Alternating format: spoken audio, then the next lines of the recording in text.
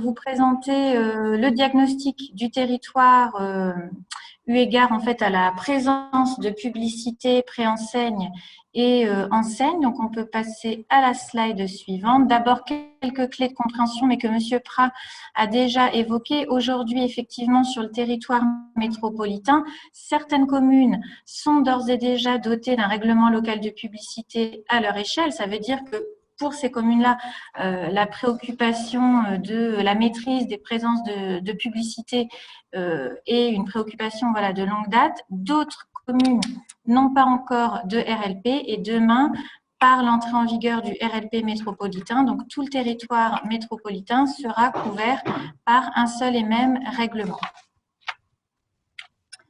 Aujourd'hui, quand une commune est dotée d'un règlement local de publicité, c'est le maire qui est compétent pour agir. Donc, c'est le maire qui a la maîtrise de l'installation des publicités enseigne-préenseigne sur le territoire de sa commune et qui applique la réglementation spécifique à sa commune. En revanche, pour les autres communes qui ne sont pas dotées d'un règlement local de publicité aujourd'hui, le maire est un petit peu démuni et c'est le préfet qui est autorité de police de l'affichage. Donc, un des intérêts demain du règlement local de publicité métropolitain, c'est que chacun des 24 maires va exercer ses pouvoirs de police de l'affichage.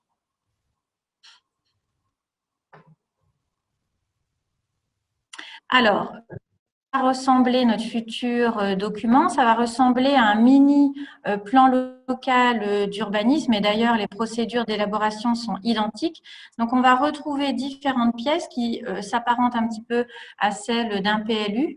Donc un rapport de présentation, en général c'est un document assez volumineux, une centaine de pages ou un peu plus, dans lequel on va exposer en détail le diagnostic du territoire à la fois d'un point de vue réglementaire. Aujourd'hui, la réglementation nationale qui s'applique au territoire en l'absence de réglementation locale et puis le diagnostic d'un point de vue physique, donc c'est ce qui va vous être présenté ce soir, où on trouve de la publicité sur le territoire, quel type de publicité, combien de panneaux numériques par exemple.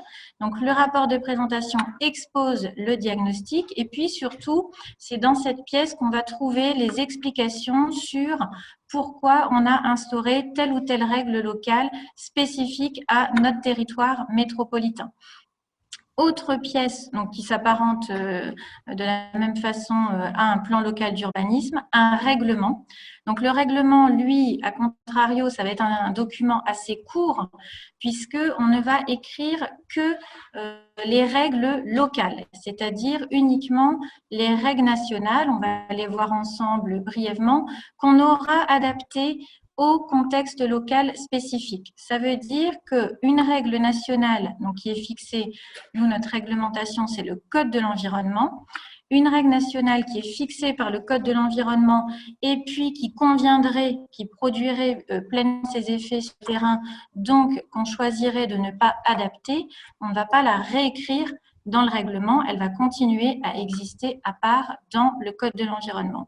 Et puis, enfin, on va trouver un plan de zonage, donc la délimitation de différentes zones de publicité, et puis à l'intérieur de chaque zone de publicité, un corps de règles spécifique, et d'autres pièces qui sont des annexes, type les arrêtés municipaux qui fixent les limites d'agglomération. Notre calendrier prévisionnel d'élaboration. Donc, pour élaborer un règlement local de publicité, on suit exactement les mêmes étapes que celles d'élaboration d'un plan local d'urbanisme.